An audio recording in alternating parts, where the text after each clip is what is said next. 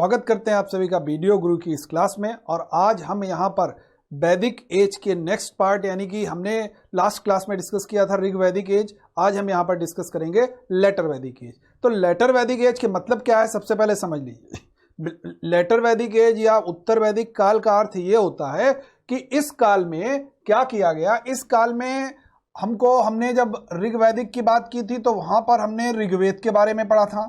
यहाँ पर इस वेद कर को छोड़ के, यानी कि बाकी के 3 वेद, वेदों की संख्या 4 है, बाकी के 3 वेद अगर हम बात करें यजुर्वेद, सामवेद और अथर्ववेद,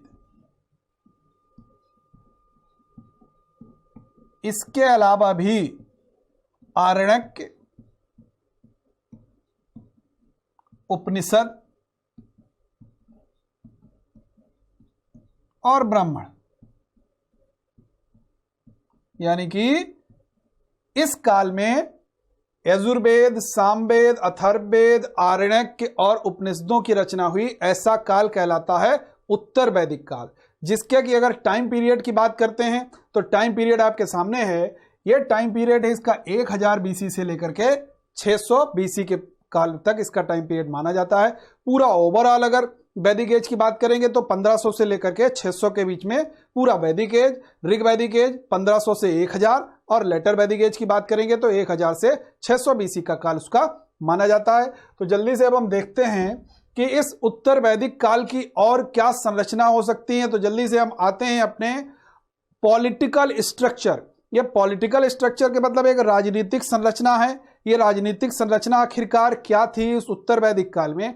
अगर उत्तर वैदिक काल की हम राजनीतिक संरचना की बात करते हैं तो सारे लोग ये जानते हैं कि इस काल में एक जनपद का कॉन्सेप्ट निकल के आता है। हालांकि जनपद वर्ड हमको बहुत स्पष्ट नहीं मिलता है, लेकिन ऐसा माना जाता है कि लार्जर किंगडम्स, यानी कि जो बड़े राज्य हैं वो क्या हुए, एक फॉर्म्ड हुए जनपद के रूप में। और उसके बाद में जो पावर ऑफ किंग, जो राजा की पावर है वो इंक्रीज हो जाती है, और इंक्रीज होकर के एक कॉन्सेप्ट निकल के आता है।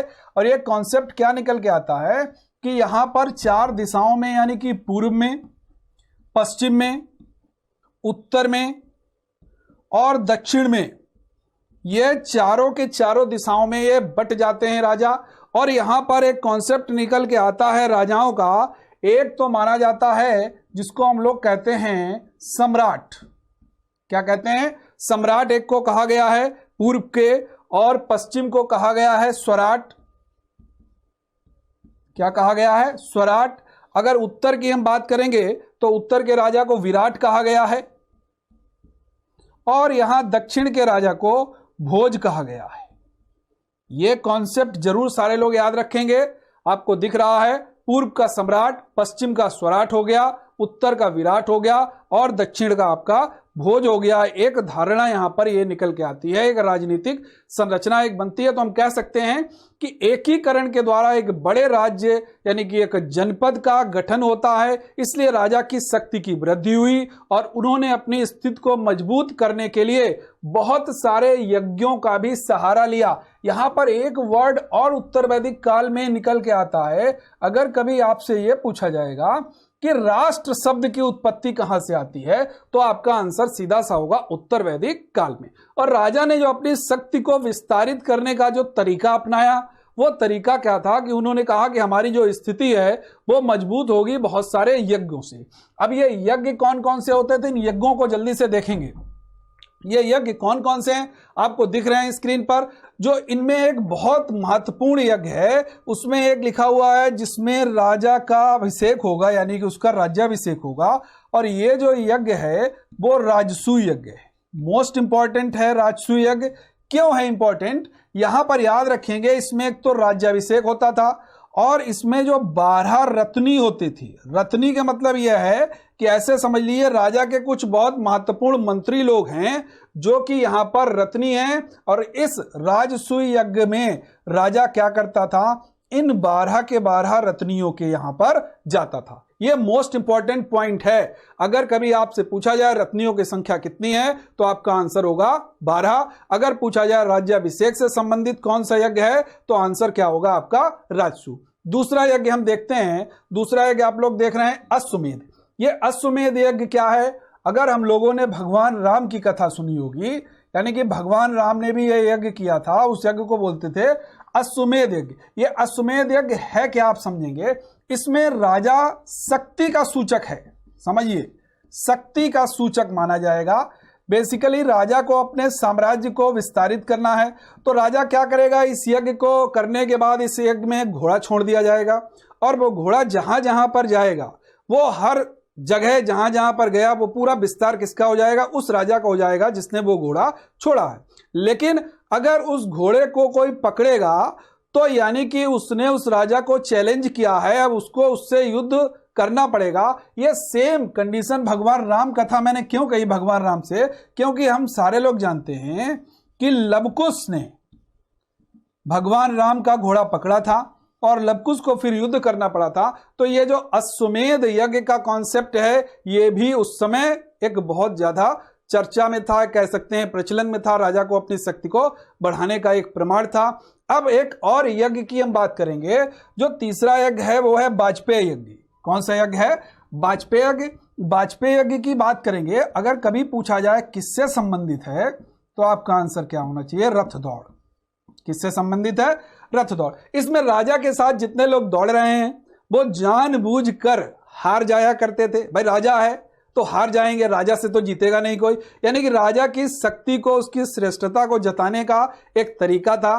तो इस तरीके से बहुत सारी हमको यज्ञ मिलते हैं। ये 3 यज्ञ बहुत महत्वपूर्ण है। एक हम और यज्ञ आपके साथ चर्चा करेंगे जिसको हम लोग बोलते हैं अग्निष्टोम। इसको भी याद रखेंगे। अग्निष्टोम यज्ञ की भी चर्चा हुई है। इसमें अग्नि के सामने बलि दी जाती थी, याद रखिए, अग्नि को बलि दी जाती थी। तो ये भी आपके एग्जाम में पूछा जा सकता था। अब क्रक्स में याद करने के लिए बहुत अच्छा तरीका है। अगर पूछा जाए राज्याभिषेक किस यज्ञ में किया जाता था, तो आंसर क्या होगा? राजसू।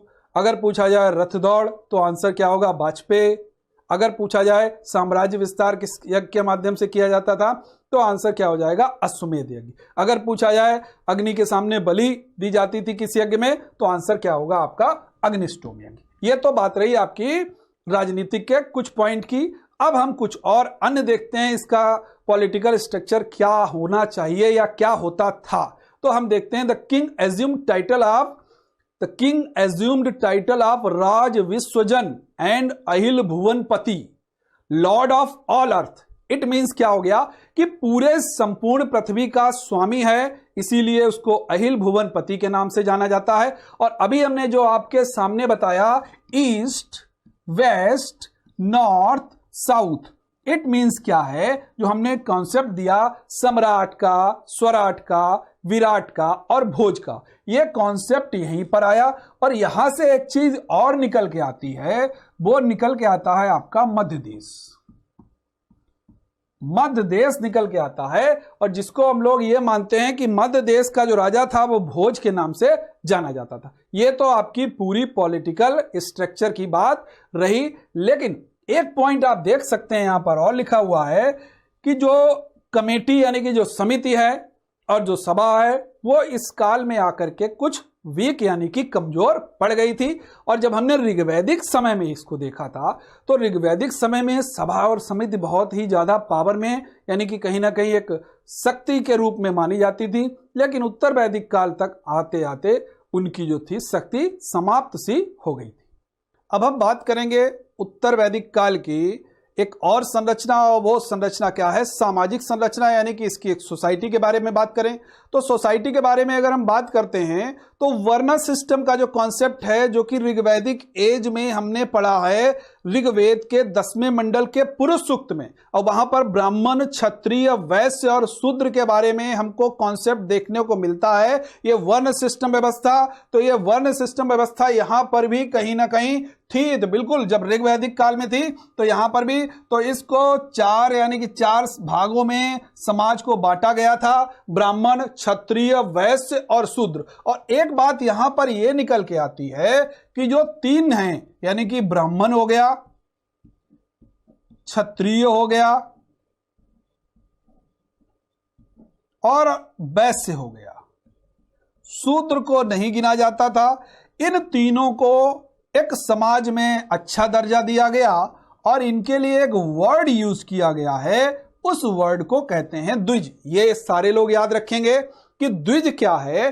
द्विज के मतलब उसमें शूद्र को नहीं गिना जाता है। तो कभी भी अगर आपसे क्वेश्चन ये पूछा जाए कि द्विज का निम्नलिखित में से कौन सा भाग नहीं है, तो आपका सीधा सा आंसर क्या होगा, शूद्र को द्विज की श्रेणी में नहीं रखा गया है, केवल ब्राह्मण, क्षत्रिय और वैश्य को रखा गया है। अगर हम एक अदर पॉइंट की बात करते हैं, अब ब्राह्मण लिखा हुआ है, Brahmin and Kshatriya occupied higher positions. जो ब्राह्मण्स हैं और जो क्षत्रिय हैं उनको समाज में एक उच्च दर्जा मिला हुआ था, एक उच्च दर्जा मिला हुआ था।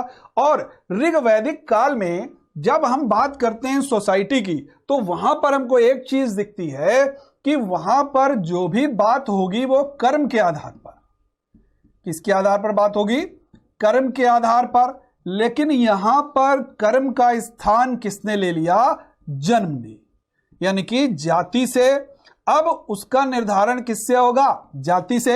हालांकि एक स्टेटमेंट ऋग्वैदिक काल में हम लोगों को एक स्टेटमेंट देता है कि मैं एक कवि हूं, मेरे पिता वैद्य हैं और मेरी माताजी चाकी पीसने वाली हैं। तो यानी कि यहां पर वर्क को सेंट्रल में रखा गया ऋग्वैदिक एज में।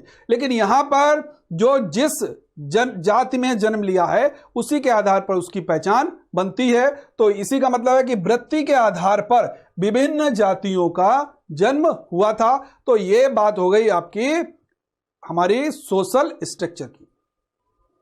अब हम बात करेंगे सोशल स्ट्रक्चर के कुछ और पॉइंट्स की, और यहां पर हम पॉइंट्स की बात करते हैं वुमेन्स की, कि वुमेन्स की पोजीशन हमने ऋग्वैदिक एज में तो बहुत अच्छी देखी। उनको सभा में भी भाग लेने के लिए अधिकार प्राप्त था, उनको बहुत सारे अधिकार प्राप्त थे, पैतृक संपत्ति में भी अधिकार प्राप्त थे। लेकिन यहां पर क्या हुआ कि महिलाओं की जो स्थिति थी वो डाउन हो गई। अब क्या हुआ, वुमेन्स की जो पोजीशन थी वो इंफीरियर में आ गई और सबऑर्डिनेट के फॉर्म में। सबऑर्डिनेट के मतलब यह हो गया कि पुरुषों के अधीनस्थ हो गई। समझिएगा इस बात को, पुरुषों के अधीनस्थ हो गई या पुरुषों के अधीन माने जाने लगी। अब यहां पर एक बात और निकल के आती है कि जब पुरुषों के अधीन मानी जाने लगी तब क्या हुआ, इनका पैतृक संपत्ति से अधिकार छिन गया। पैतृक संपत्ति से अधिकार छिन गया इनका। यह बात सारे लोगों को क्लियर हो जानी चाहिए कि उनका पैतृक संपत्ति से अधिकार छिन गया। महिलाओं की स्थिति इस काल में बहुत ही ज्यादा डाउन हो जाती है, जैसा कि हम लोगों को ऋग्वैदिक समय में देखने को मिलता है। एक और पॉइंट यहां पर हम लोग बात करते हैं कि सभा में ऋग्वैदिक काल में प्रवेश था, यहां पर सभा में प्रवेश वर्जित हो गया।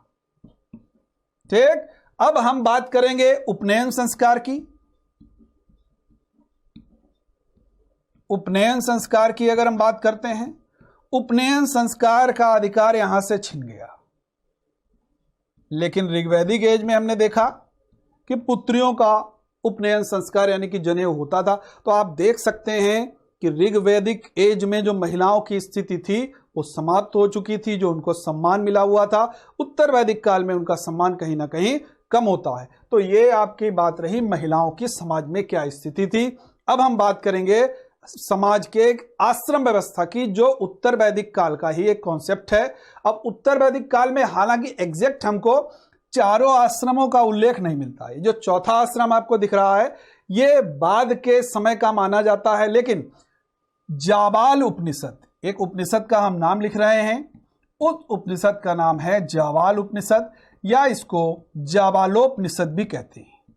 ध्यान देंगे, इसको जाबालोपनिषद भी कहते हैं।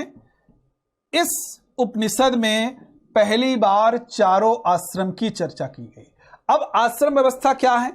आश्रम व्यवस्था के मतलब पूरे इंसान के, पूरे व्यक्ति का जो जीवन है उसको 100 साल में डिवाइड कर दिया गया। समझेंगे, यहां पर 25 वर्ष तक ब्रह्मचर्य, यानी कि कहा गया कि भाई 25 साल तक कोई ब्रह्मचर्य का पालन करेगा, पढ़ेगा, लिखेगा, शिक्षा अर्जित करेगा, गुरुकुल चला जाएगा, वहां पर चाहे वो राजा का बेटा हो चाहे सामान्य जन हो, कोई वो, सबका यही सिस्टम उस समय चलता था। तो 25 वर्ष तक ब्रह्मचर्य हो गया।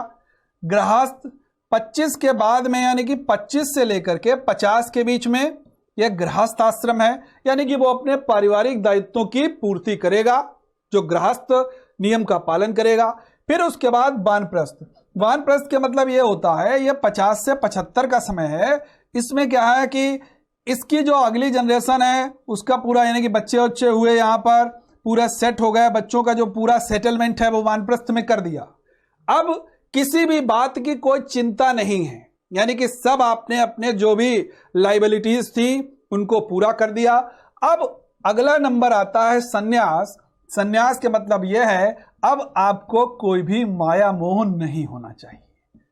तो यानी कि एक बहुत अच्छा स्ट्रक्चर है। हालांकि अगर मॉडरेट टाइम में हम बात करते हैं तो ये जो व्यवस्था है आश्रम की, ये कहीं ना कहीं तहस नहस हो चुकी है, क्योंकि आजकल क्या है कि एजुकेशन ही एक बहुत लंबे समय तक चलती है। तो ये ऐसा माना जाता है कि ये आश्रम व्यवस्था उस समय बहुत अच्छी स्थापित हुई थी, लेकिन कहीं ना कहीं आश्रम व्यवस्था की अगर हम बात करें तो ये एक बहुत ही उचित व्यवस्था मानी जाती थी, आज भी उचित व्यवस्था मानी जाती है। और इन्हीं से निकल करके आगे आते हैं 16 संस्कार। तो याद रखिएगा, एक जो समाज था उस समाज में उत्तर वैदिक काल में आश्रम व्यवस्था को डिवाइड किया गया था। अब हम अपने नेक्स्ट पॉइंट की तरफ बढ़ते हैं और ये है हमारा next point, economic structure of later Vedic age. Economic structure क्या है? अगर हम एग्रीकल्चर की बात करें, इसमें agriculture become the main occupation या चीफ ऑक्यूपेशन की बात करें तो बिल्कुल यहां पर कृषि एक बहुत ही मुख्य धंधे के रूप में उभरा था, जिनमें लोग बहुत सारी फसलें को उगाया करते थे, जिनमें चावल और गेहूं की फसलों का नाम हमको आता है। अब यहां पर अगर हम बात करें, यब का नाम मिलेगा, व्रीहि का नाम मिलेगा, सारे लोग समझेंगे। तो बहुत सारी फसलों के बारे में हमको जानकारी यहां पर मिलती है। तो यानी कि agriculture was main profession, agriculture जो था वो मुख्य व्यवसाय बन चुका था। अब अगर हम इंडस्ट्रीज की बात करते हैं, अगर इंडस्ट्रीज पर आते हैं तो इस काल में इंडस्ट्रीज में भी बहुत ज्यादा बढ़ोतरी होती है। अगर हम इंडस्ट्रीज का स्पेशलाइजेशन की बात करते हैं तो मेटल वर्क पर काम हुआ है, यहाँ पर लेदर वर्क पर काम हुआ है, यानी कि हम कहेंगे लौहकार भी थे, लेदर वर्क पर होगा तो चर्मकार भी होंगे। अगर हम देखते हैं कि रथ बनाने वाले यानी कि कारपेंटर्स यानी कि बढ़ई भी थे, तो बिल्कुल बढ़ई भी थे, बर्तन बनाने वाले लोग भी इसमें शामिल थे। तो डिफरेंट टाइप के हमको यहाँ पर ऑक्यूपेशंस मिलते हैं। मेन ऑक्यूपेशंस हो गया, आपका ऑक्यूपेशन हो गया एग्रीकल्चर। बट इंडस्ट्रीज की बात करते हैं तो लौहकार भी है, चर्मकार भी है, बहुत सारे ऐसे हमको प्रोफेशन यहाँ पर मिलते हैं। अब यहां पर एग्रीकल्चर से एक और पॉइंट निकल के आता है। अगर कभी आपसे पूछा जाएगा कि काठक संहिता, एक यहां पर मैं बताऊंगा, अगर एग्रीकल्चर की बात करेंगे तो काठक संहिता, इस काठक संहिता में ऐसा माना गया है 24 बैलों द्वारा, याद रखिए 24 बैलों के द्वारा ये जो जुताई का यानी कि 24 बैलों द्वारा खींचे जाने वाले हलों का उल्लेख मिलता है। तो यानी कि कह सकते हैं जो कल्टीवेशन है, जो जुताई है, वो 24 बैलों के द्वारा की जाती थी, ऐसा काठक संहिता से हमको उल्लेख मिलता है। तो एक बहुत ही अद्भुत संरचना कहीं ना कहीं हमको दिखाई देती है इस उत्तर वैदिक काल की अर्थव्यवस्था की, जिसमें एग्रीकल्चर का 24 बैल वाला कॉन्सेप्ट आ गया, गेहूं, जौ, ये भी फसलें थी, इसके अलावा भी बहुत सारी फसलें वहां पर हुआ करती थी। अब हम अपने नेक्स्ट पॉइंट की तरफ बढ़ते हैं और देखते हैं नेक्स्ट पॉइंट हमारा इसका क्या कहता है। और नेक्स्ट पॉइंट हमारा यह है कि इंटरनल ट्रेड यानी कि व्यापार की बात यहां पर की गई है, और व्यापार में फॉरेन ट्रेड यानी कि फॉरेन ट्रेड का भी कॉन्सेप्ट था। क्योंकि फॉरेन ट्रेड का कॉन्सेप्ट इसलिए निकल के आया है क्योंकि हमको विद बेबीलोन थ्रू सी यानी कि जो बेबीलोन से जो साक्ष्य हमको मिलते हैं, ऐसा माना जाता है कि बेबीलोन के साथ में व्यापार वहां पर होता था। तो बिल्कुल अगर कभी आपसे यह पूछा जाए क्या लेटर वैदिक एज में ट्रेड सिस्टम था, तो बिल्कुल आपका आंसर क्या होगा, यस। और कैसा, इंटरनेशनल ट्रेड भी वहां पर होता था।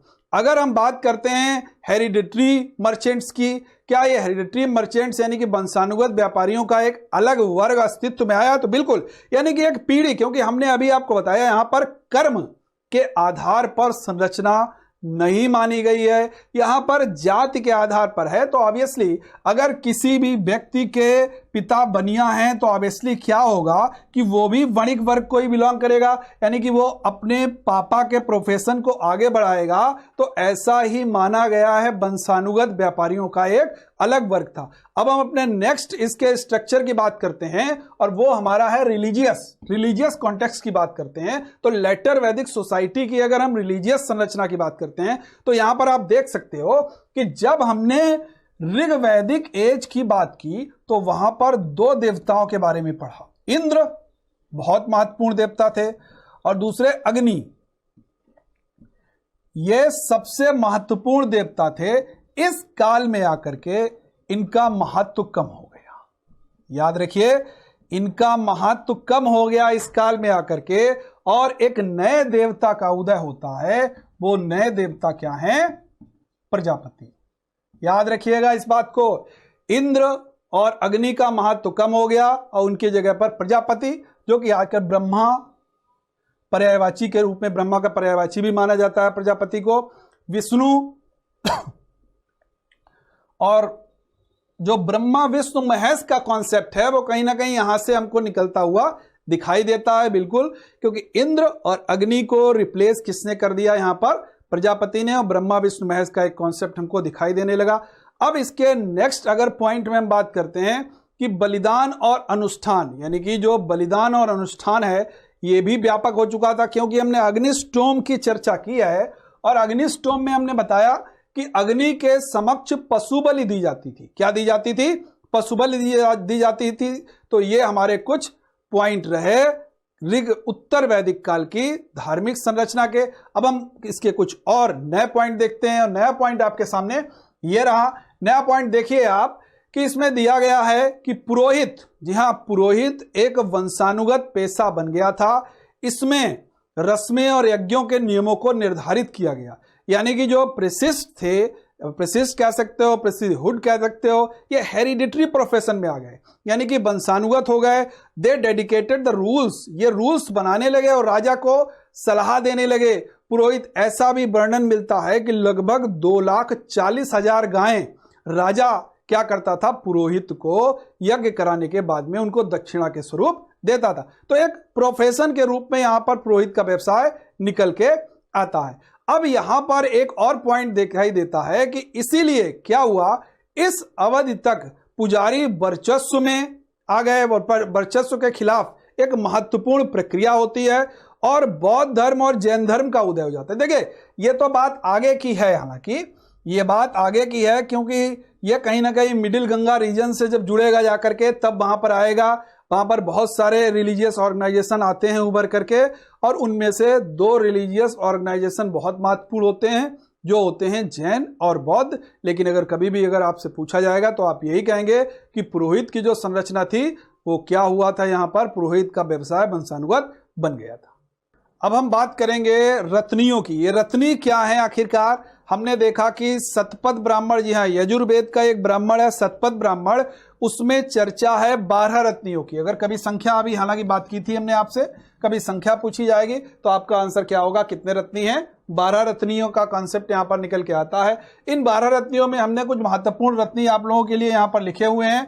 पुरोहित, महिषी, संग्रहिता, सारथी और सेनानी। यहां पर सबका अलग अलग है, कोई अर्थमंत्री की भूमिका निभा रहा है, कोई राजस्व संग्राहक की भूमिका निभा रहा है। इस तरीके के अलग अलग सबके प्रोफेशन हैं। ये 12 रत्नियों की व्यवस्था थी। और राजसूय यज्ञ, जो हमने राजसूय यज्ञ की बात की, उन राजसूय यज्ञ में राजा यज्ञ करने के बाद में सारे के सारे यानी कि 12 रत्नियों के घर पर जाता था। तो रत्नी का कॉन्सेप्ट अगर कभी पूछा जाए तो 2 क्वेश्चन बन सकते हैं। पहला क्वेश्चन क्या बन सकता है कि किस वेद से? तो आंसर क्या होगा? यजुर्वेद से में दिया गया है रत्नियों का वर्णन। अगर पूछा जाए किस ब्राह्मण में रत्नियों का वर्णन दिया गया है तो आंसर क्या होगा? सतपथ ब्राह्मण में रत्नियों का वर्णन दिया गया है। अब हम यहां पर कुछ और चीजें महत्वपूर्ण देखते हैं। वो यहां पर ऋग्वैदिक एज की कुछ रिवर्स की बात है। रिवर्स में आप देख सकते हैं कि वन साइड में लिखा हुआ है ऋग्वैदिक एज नेम, यानी कि ऋग्वैदिक काल में नदी का क्या नाम था और मॉडर्न नाम उस नदी का क्या हो गया है। पहला देखते हैं हम लोग सिंधु, जिसको कि अब इंडस के नाम से जाना जाता है। दूसरी नदी है वितस्ता, मैं हिंदी में लिखे दे रहा हूं वितस्ता। यह वितस्ता ऋग्वैदिक कालीन नाम है, जो आज की डेट में झेलम के नाम से जानी जाती है। यह बात क्लियर है सारे लोगों को। तीसरी नदी है अस्किनी। कौन सी नदी है? अस्किनी। अगर अस्किनी की बात करेंगे तो वर्तमान समय में ये अस्किनी चेनाब के नाम से जानी जाती है। नेक्स्ट है परुसनी, याद रखिए परुसनी। अगर परुसनी की बात करेंगे तो परुसनी वर्तमान समय में रावी के नाम से जानी जाती है। फिर अगर बिपाशा या बिपास के नाम से, इसको बिपाशा लिखते हैं, यह बिपाशा आधुनिक समय में व्यास के नाम से जानी जाती है। नेक्स्ट है सतुद्री। कौन सी है? सतुद्री। अगर सतुद्री की बात करेंगे तो वर्तमान समय में यह सतलज के नाम से जानी जाती है। नेक्स्ट है गोमल। ये गोमल की अगर बात करेंगे तो गोमल वर्तमान समय में गोमती के नाम से जानी जाती है। फिर है क्रुमू, इसको हम लोग कुर्रम के नाम से जानते हैं। वर्तमान समय में अफगानिस्तान की एक नदी है, उस समय का क्षेत्र अफगानिस्तान रहा होगा। द्रेसद्वती, जी हाँ द्रेसद्वती की बात करते हैं तो ये घग्घर के नाम से ये नदी जानी जाती है। ये ऋग्वैदिक काल की कुछ नदियां हैं, तो एक क्वेश्चन इनका जरूर आ सकता है, आप लोग इनको याद कर लीजिएगा कि किस नदी का ऋग्वेद काल में क्या नाम था। तो ये तो बात रही नदियों की। अब हम बात करते हैं वेदांग की। ये वेदांग क्या है, एक फोटो के माध्यम से समझेंगे। देखिए एक तुलना की गई है। तुलना क्या की गई है? तुलना यह की गई है कि वेदों को शरीर के कुछ अंगों के समान बताया गया है, उनकी तुलना शरीर के अंगों से की गई है। हम बना देते हैं, एक बबुआ टाइप से फोटो बना दे रहे हैं, सारे लोग ध्यान देंगे। इधर देखिए हमने एक पुतला बना दिया, जैसा कभी खेत में लगा देते हैं, कोई जानवर अनवर ना आए, उस तरीके से हमने बना दिया है। यहां पर आप देख सकते हो। अब यहां पर आ जाएंगे चार्ट पे। चार्ट पे आप देखिए हमने लिखा हुआ है शिक्षा। ठीक, शिक्षा को हमने कहा है नोज। अगर आप इस पिक्चर के थ्रू याद रखेंगे तो इजीली याद हो जाएगा। यानी कि शिक्षा की तुलना किससे की गई है? नोज के साथ। ठीक है भाई। और इसका जो फोनोटिक्स यानी कि स्वर विज्ञान। दूसरा है व्याकरण, ग्रामर, और इसकी तुलना किसके साथ की गई है? मुख के साथ, यानी कि यह हो गया आपका व्याकरण। ठीक है। तीसरी अगर हम बात करेंगे छंद, वैदिक मीटर माना जाता है इसको, और यह पैर। क्लियर है। फिर हम बात करें निरुक्त की। निरुक्त यानी कि शब्द साधन, और यह है ईयर यानी कि कान।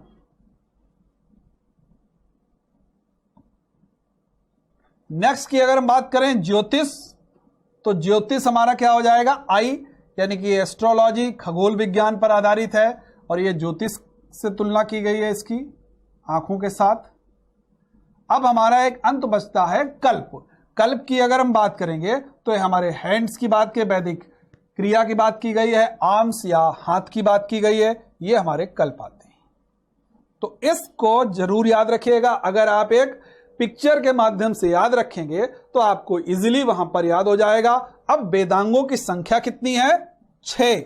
याद रखिएगा, मैं फिर से रिपीट के दे रहा हूं, वेद 4, वेदांग 6। कभी भी वेद और वेदांग को सेम नहीं करेंगे। वेद हो जाएंगे 4, वेदांग हो जाएंगे 6। उपनिषदों की संख्या कितनी है? 108, याद रखिएगा। और पुराणों की संख्या कितनी मानी गई है? 18 पुराणों की संख्या मानी गई है। तो ये तो हमने आपके साथ डिस्कस किए वेदांग। अब हम डिस्कस करते हैं, हर एक वेद का एक उपवेद माना गया है, जिसमें देख लेते हैं। पहला वेद है ऋग्वेद। ऋग्वेद का उपवेद है आयुर्वेद। मोस्ट इंपॉर्टेंट, बहुत बार एग्जाम में पूछा जा चुका है, यह है आपका आयुर्वेद। दूसरा है सामवेद। सामवेद के उपवेद की बात करेंगे तो गंधर्व वेद को सामवेद का उपवेद माना जाता है। और तीसरा है हमारा यजुर्वेद। यजुर्वेद के अगर उपवेद की बात करेंगे तो धनुर्वेद को यजुर्वेद का उपवेद माना जाता है। और अंतिम हमारा है अथर्ववेद। अथर्ववेद के उपवेद शिल्पवेद को भी कहा जाता है और अर्थवेद को भी कहा जाता है। जैसा ऑप्शन में आए, चाहे शिल्पवेद आए चाहे अर्थवेद आए, अगर दोनों आ जाते हैं ऑप्शन में तब आपको वहां पर शिल्पवेद ही लगाना पड़ेगा। तो ये तो बात हो गई हमारी आपकी उपवेद की, यानी कि हर एक वेद का एक उपवेद भी माना जाता है। अब हम देखते हैं आपके सामने, हर एक वेद का एक ब्राह्मण भी माना गया है। तो जल्दी से देख लेते हैं ब्राह्मण कौन कौन से हैं। ऋग्वेद की अगर ब्राह्मणों की बात करें तो ऐतरेय और कौशितकी, इसके दो बहुत महत्वपूर्ण ब्राह्मण हैं। याद रखिएगा, एग्जाम में बहुत बार पूछा गया है। ऐतरेय और कौशिकी ऋग्वेद के बहुत महत्वपूर्ण ब्राह्मण हैं। नेक्स्ट है हमारा सामवेद। सामवेद के अगर ब्राह्मणों की बात करते हैं तो शतपथ और तैत्तिरीय ये सामवेद के ब्राह्मण हैं। अगर हम यजुर्वेद की बात करते हैं तो यजुर्वेद के पंचविश और जैमिनी 2 ब्राह्मण हैं, याद रखिएगा। यजुर्वेद के पंचविश और जैमिनी 2 ब्राह्मण हैं। फिर आपका अथर्ववेद, अथर्ववेद का एकमात्र ब्राह्मण है वो है गोपथ। यहां से भी आपका 100% क्वेश्चन आता है, चाहे कोई भी एग्जाम है। एसएससी सीजीएल में अगर जाएंगे वहां पर भी देखने को मिलेगा, सीएचएस जाएंगे वहां पे भी, यूपी ट्रिपल एससी का एग्जाम देंगे, जीएस जहां जहां पर आएगा तो ऋग्वैदिक और लेटर वैदिक एज से आपके ये वेद, उपवेद और हर एक वेद के एक ब्राह्मण के बारे में जरूर क्वेश्चन वहां पर बनता है। तो हमारा ये सेशन यहां पर कंप्लीट होता है। अब मुलाकात करेंगे हम अपने अगले सेशन में बिल्कुल, और अगले सेशन में मुलाकात करेंगे एक नए टॉपिक के साथ, हिस्ट्री के ही एक नए टॉपिक के साथ में मुलाकात करेंगे। तब तक के लिए थैंक यू।